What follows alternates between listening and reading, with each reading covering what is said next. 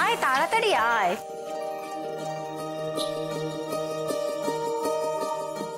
আরে আসতে বলেছি বলে কি গটগট করে ভেতরে চলে যাবি নাকি? তা দৌড় ধরার নিয়মখানা কি ভুলে গেছো? আগে দিদিদের কিছু দাও, তারপর ভেতরে যাবে। কি দেবো? আমি কি জানি, সেটা তোমার ব্যাপার। দেখো, এই দুই দিদি মিলে আমরা দৌড় ধরলাম, এবার তুমি দেখো কি করবে। ও বড় দিদি, বলো না কি দেবো। একটা কথা দিবি শরৎ, বিয়ে করেছিস, সংসারের সবটুকু দায়িত্ব পালন করবি, দেশ দেশ করে নিজের দায়িত্বের জলাঞ্জলি দিবি না তুই। বড় দিদি তুমি এখন কথা এড়িয়ে যাস না শরৎ। তোমার মাথা থেকে এই কথাখানা কবে যাবে বলো তো? যবে তোর মাথা থেকে দেশের পাগলামোটা যাবে। সত্যি বলতে কি জানিস তো শরৎ, এখন কিন্তু আমার ভয় করছে। বিভার সাথে কথা বলে যেটুকু বুঝলাম, দেশের কাজ করতে ও তো তোকে কোনো বাধাই দেবে না। সেটাই, নতুন বউ হয়েও সে তো কম কথা বললো না দেশের নামে। বিভাবতী ভুল কি বলেছে মেজ দিদি? আমি আর কোনো তর্ক বাড়াতে চাই না শরৎ, শুধু একটা কথাই বলবো, বিভাবতী কিন্তু তোর মুখ চেয়েই বাড়িতে এসেছে। আমি আশা করব তুই ওকে কোনো কষ্ট দিবি না, সব দায়িত্বই পালন করবি। আর ভুলে যাস না, বাবা মশাই মাও তোকে নিয়ে কিন্তু অনেক আশা রাখেন। বাবা মশাই কিন্তু তোর মুখ চেয়েই বসে আছেন। বড়দিদি, তুমি বরং বাদ দাও। শরৎ কোন দিন আর দিদিদের কথা শুনেছে যে আজ শুনবে? তার চেয়ে বরং এখন থেকেও যার কথা শুনবে তুমি তাকেই বোঝাও, কাজে দেবে। শোন শরৎ, তোর পথের কাটার আমরা হব না। এমনিও তো দৌড় ধরে কিছুই পেলাম না, কথাও দিলি না। তার চেয়ে বরং তুই একটা কাজ কর, তুই ঘরেই যা।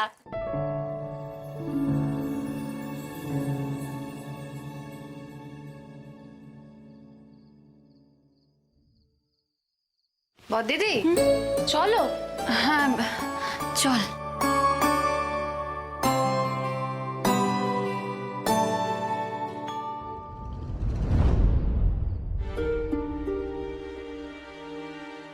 বিয়ে করেছিস, সংসারের সবটুকু দায়িত্ব পালন করবি, দেশ দেশ করে নিজের দায়িত্বের জলাঞ্জলি দিবি না তুই।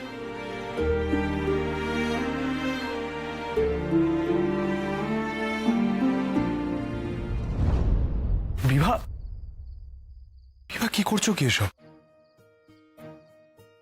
আমি তো সকালেই বললাম বিভা, আমি প্রণাম নেওয়ার যোগ্য নই। বসো। ভাত দেওয়ার সময় আমি যে কথাগুলো বললাম সেগুলো বলা আমার উচিত হয়নি না? কেন অনুচিত কেন হবে? তুমি তো নিজের মতামত জানিয়েছ, এতে দোষের কি আছে? দেখো বিভা, এই পরিবার তোমার নিজের, সবসময় মেপে কথা কেন বলবে তুমি? হ্যাঁ, কখনো যদি তোমার মনে হয় কোনো কথা তুমি সকলের সামনে বলতে পারছো না, আমায় বলো, শুনবো। বলবো।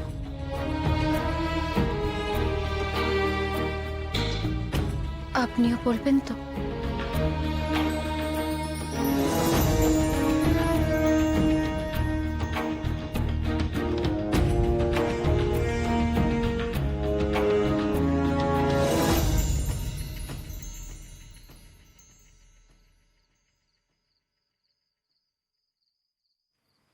এই বইটা আমার খুব প্রিয় কবিতার বই। আমি অনেক সময় নিজের মনের কথা মুখ ফুটে বলতে পারি না। এই বইটা তোমাকে আমার মনের কথা বুঝিয়ে দেবে, তাই দিলাম। বুঝে নিতে পারবে তো?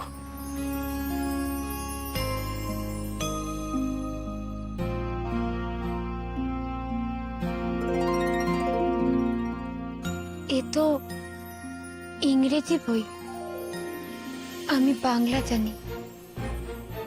দাদার কাছেই লেখাপড়া করেছি, বাড়ির আপত্তি ছিল বলে ইংরেজি শেখা হয়নি। তুমি ইংরেজি জানো না? তোমায় দেখে তো মনে হয়নি যে তুমি। কি জানি, ভাষাটা বড় কঠিন, কিংবা হয়তো ইংরেজদের উপর রাগ ছিল বলে শিখতে ইচ্ছা হয়নি। বিভা, আমাদের বিরোধ ইংরেজদের সাথে, তাদের ভাষার সাথে নয়। হ্যাঁ, এটা সত্যি যে ইংরেজরা আমাদের দেশে রাজত্ব করছে, অত্যাচার করছে। আমারও স্বপ্ন তাদের সরিয়ে নিজেদের দেশ নিজেরা চালনা করব। কিন্তু তাই বলে ইংরেজি ভাষাটাকে উপেক্ষা করা চলে না বিভা। আচ্ছা ঠিক আছে, আমি তোমাকে শেখাবো। গুরুজনেরা মানবেন তা? দেখো বিভা, বড়দিদি, মেজ দিদি সকলে ইংরেজি স্কুলে পড়াশোনা করেছে। বাবা তাদের ইংরেজি শিখিয়েছেন। তুমি ইংরেজি শিখতে চাইলে বাবা তাতে বাধা দেবেন না। তুমি শিখবে তো? ভুল করলে কিন্তু বকুনি খাবে। তখন আবার তোমার মায়ের কাছে আমার নামে নালিশ করো না। তোমার মা আমাকে তো তেমন পছন্দ করেন না। আপনি এখনো আমার মায়ের উপর রেগে আছেন? আসলে কি জানেন তো, আমার মা আমায় বড্ড বেশি ভালোবাসে, তাই আমাকে নিয়ে একটু বেশি চিন্তা করে।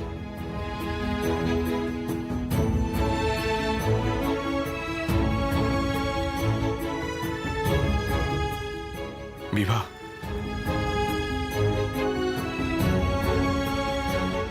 শুধু একটা বিষয়ে খেয়াল রাখবে, এটা আমার অনুরোধ। মা যেন কখনো কোনোভাবে কোনো কষ্ট না পান। আর সুবির দায়িত্ব কিন্তু আমার, জানো তো বিভা। এই দুই জায়গাতে আমি মাঝে মাঝে অন্ধ হয়ে যাই। তুমি পারবে তো এই আবেগের সাথে নিজেকে মানিয়ে নিতে? আপনি যাদের ভালোবাসেন তারা আমারও ভালোবাসার মানুষ। আমি নিশ্চয়ই চেষ্টা করব মায়ের মন জয় করার। আর ছোট দাদা,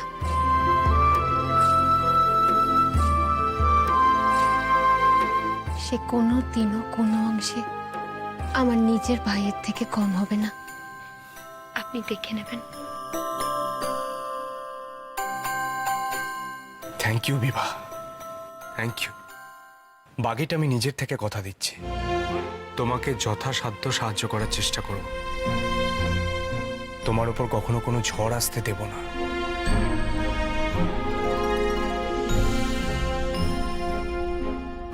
কোনোদিনও যদি ঝড় আসেও, তাহলে দেখবেন সেই ঝড়ের ধাক্কা আমি নিজেই সামলে নেব। আপনাকে বিব্রত করব না। আপনি নিশ্চিন্ত মনে নিজের কাজকর্ম করবেন। আমি কোনো রকম বাধা দেব না। আমি তো এই কথা আপনাকে আগেও বলেছি।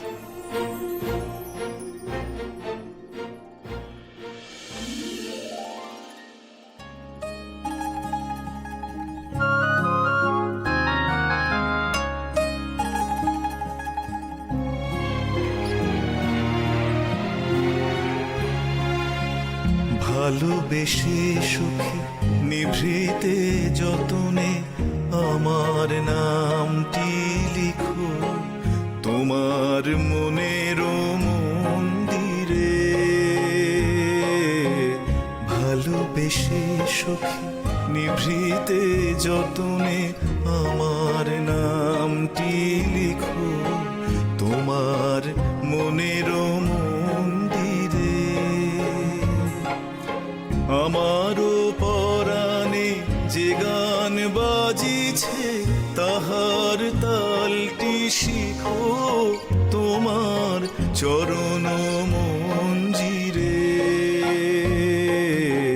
ভালোবেসে সুখে নিভৃতে যতনে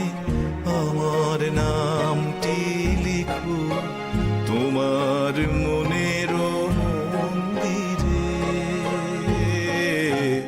ভালোবেসে সখী নিভৃতে যতনে আমার নামটি লিখো তোমার মনের মন্দিরে।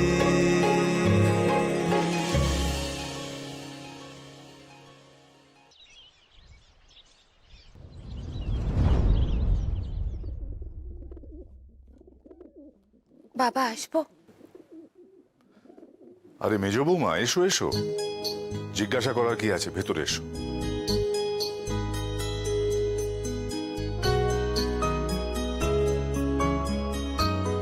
তোমার কোনো অসুবিধে হচ্ছে না তো বিভামা? জায়গা তো নতুন, নতুন লোকজন, নতুন পরিবেশ।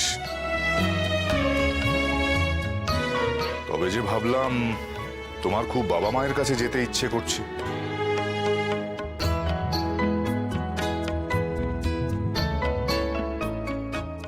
তোমার বাবা টেলিগ্রাম করেছেন মেজ বৌমা। কেমন আছেন ওরা সকলে? ভালোই আছেন। আজ কলকাতা থেকে তোমার দাদা অজিত আসছে তোমাকে আর শরৎকে কলকাতায় নিয়ে যাওয়ার জন্য। তোমরা তৈরি হয়ে নাও। কে আছো এখানে? শরৎকে ডাকো।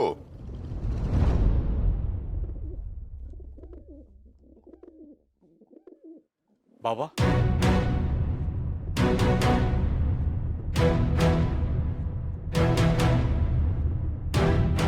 শরৎ, তৈরি হয়ে নাও।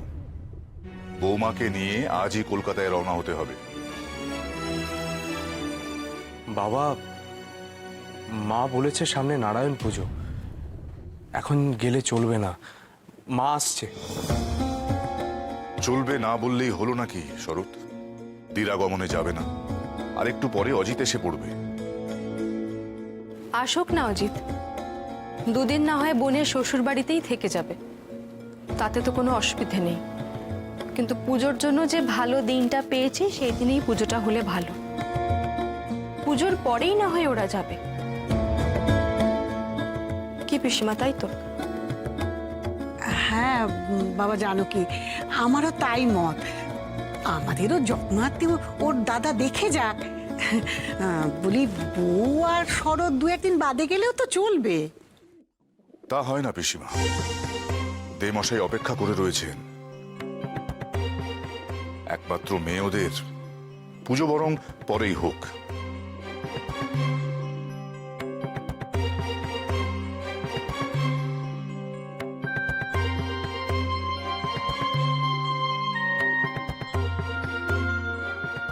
আপনি যদি সবসময় বৌমার বাপের বাড়ির দিকটাই দেখেন, তাহলে এই বাড়ির নিয়ম কারণ সে তো কিচ্ছু শিখবে না। কদিন পরে গেলে কি অসুবিধে হবে? একটা জিনিস কিছুতেই বুঝতে পারছি না, বিয়ের আগে থেকে দেখছি ওদের এত তাড়া কিসের সবেতে। অজিতকে এখানে পাঠানোর আগে তো বেআই মশাইয়ের আপনাকে একটা চিঠি লিখে পাঠানো উচিত ছিল। এটা জানা দরকার ছিল যে দিরাগমনে আমরা কবে ওদেরকে পাঠাবো। সেটা না জানিয়ে উনি, কি জানি বাবা, মেয়ের বিয়ে তো আমরাও দিয়েছি, কটক থেকে কলকাতা, সে তো একই দূর। কই আমরা তো এরকম করিনি। এসব কথা এখন থাক। শরৎ আর বৌমা আজই যাবে। পুজো বরং দুদিন বাদে হোক, ওরা বরং ঘুরে আসুক, মনটাও শান্ত হয় ওদের। আর যদি মিত্তির মশাইরা আসেন তাহলে আপত্তি করো না প্রভা, ওদের দিকটা একবার ভাবো। আপনি যখন মত দিয়েই দিয়েছেন, তখন তো আমার আর কিছু বলার থাকতেই পারে না। দেখো বাবা, জানো কি, তাহলে পুজোটা কবে হবে বলো দেখি? এই পুজো আচ্ছা বাঁধা পড়া ঠিক নয়। এসব আপনি কাকে বোঝাচ্ছেন পিসিমা?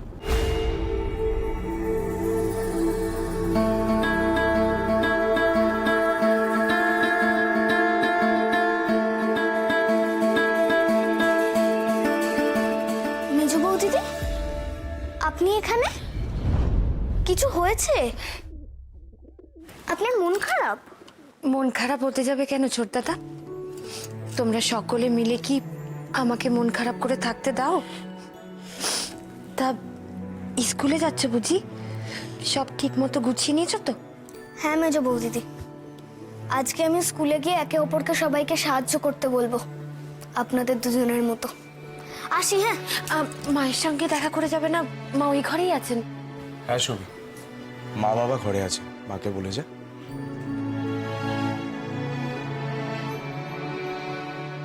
কি হলো বিভা, এখনো দাঁড়িয়ে আছো যে? যাও গিয়ে গোছগাছ করে নাও। আমাদের কিন্তু একদিন পরেই ফিরে আসতে হবে নারায়ণ পুজোর জন্য। বাড়িতে বুঝিয়ে বলো, নাহলে মা খুব দুঃখ পাবে। আপনি যদি বলেন তো আমি দাদাকে বলতে পারি, কদিন পরে না হয় নিতে আসবে। না, ঠিক আছে।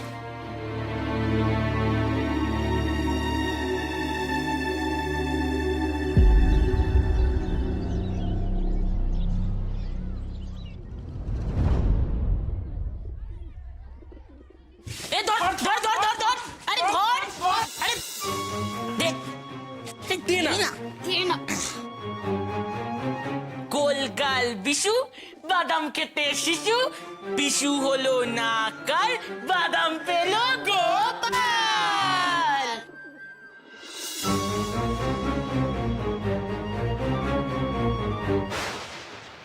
একা কেন খাচ্ছ? বিশুকেও তো একটু দিতে হবে। এই নাও, ধরো ধরো। অনেকদিন পর তোমাদের সঙ্গে দেখা হলো। ভালো আছো তোমরা? আমার সঙ্গে কথা বলো না কেন গোপালরা?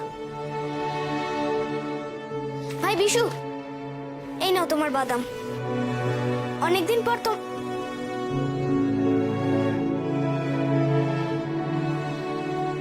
চারু, চারু, অনেকদিন পর স্কুলে এলাম তো, আমি পড়াগুলো কিছুই জানি না।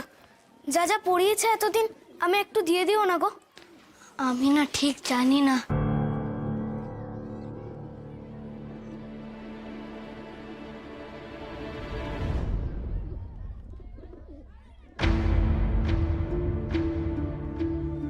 ছুটির আগে তো সুভাষ এদের সঙ্গে বন্ধুত্ব পাতিয়ে ফেলেছিল।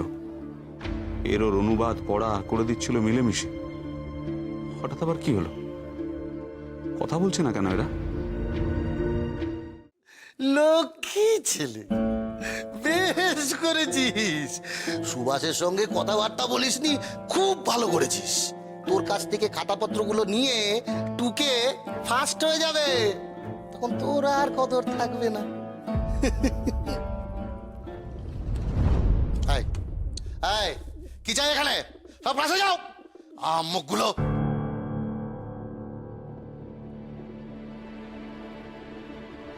শুভেন্দুবাবু, আপনি না একজন শিক্ষক, জাতির মেরুদণ্ড তৈরি করেন? সে শিক্ষা কি আপনার কাছ থেকে নিতে হবে? দরকার হলে নিতে হবে বই কি। শুভেন্দুবাবু, শিক্ষার তো কোনো বয়স নেই। যতদিন বাঁচি ততদিন শিখি। আপনার রাগ তো আমার ওপর, তা সেটা আমার ওপরেই ফলান না। শুধু শুধু ছাত্রদের মধ্যে কেন বিভেদ সৃষ্টি করছেন?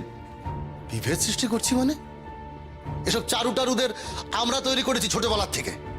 কোথা থেকে একটা ছেলে এসে বছরের মাঝখানে নাম করে নেবে, তা তো আর হয় না।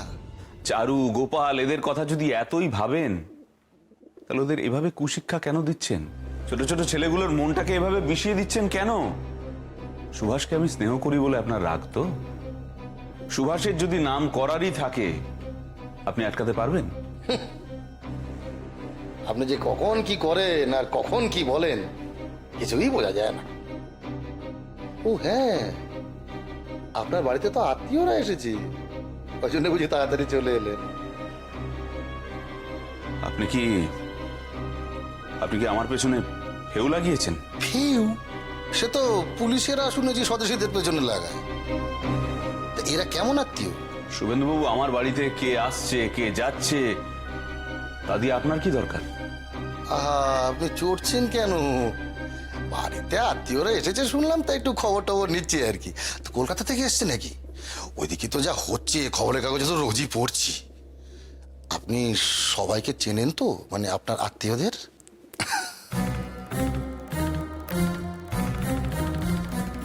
কি ব্যাপার সুভাষ, এখানে কি প্রয়োজন? অনেকদিন তো স্কুলে আসা হয়নি, তাই বাবা একটা চিঠি লিখেছেন।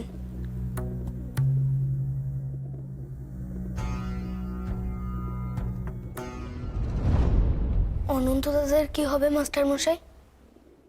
কাল তোমার দাদা আমাদের বাড়িতে এসেছিলেন সকলকে সাবধান করে দিতে। এখন তো সত্যি মনে হচ্ছে আমার বাড়িতে থাকাটা ওদের পক্ষে নিরাপদ নয়। তাহলে অনন্ত দাদারা কোথায় যাবে? আমাদের বাড়িতেও তো থাকতে পারবে না মাস্টার মশাই। তুমি ওসব নিয়ে চিন্তা করো না, মন দিয়ে ক্লাসটা করো, কেমন? বুঝতেই তো পারছো সবার সঙ্গে আবার নতুন করে বন্ধুত্ব পাতাতে হবে। বৌদিদিরা কি সুন্দর একে অপরকে সাহায্য করে পাশ করে গেল। আমিও ভাবলাম আমরা যদি একে অপরকে সাহায্য করি আমরাও পাশ করব, কিন্তু কিছুই হলো না। হবে হবে সুভাষ, সব হবে। দেখো, আজ রোদ কাল বৃষ্টি, এই তো প্রকৃতির নিয়ম। তোমার সঙ্গে সমস্ত বন্ধুদের ভাগ করিয়ে দেওয়া আমার দায়িত্ব। তুমি তো অনেকটাই করেছো, এবার দেখা যাক আমি কি করতে পারি।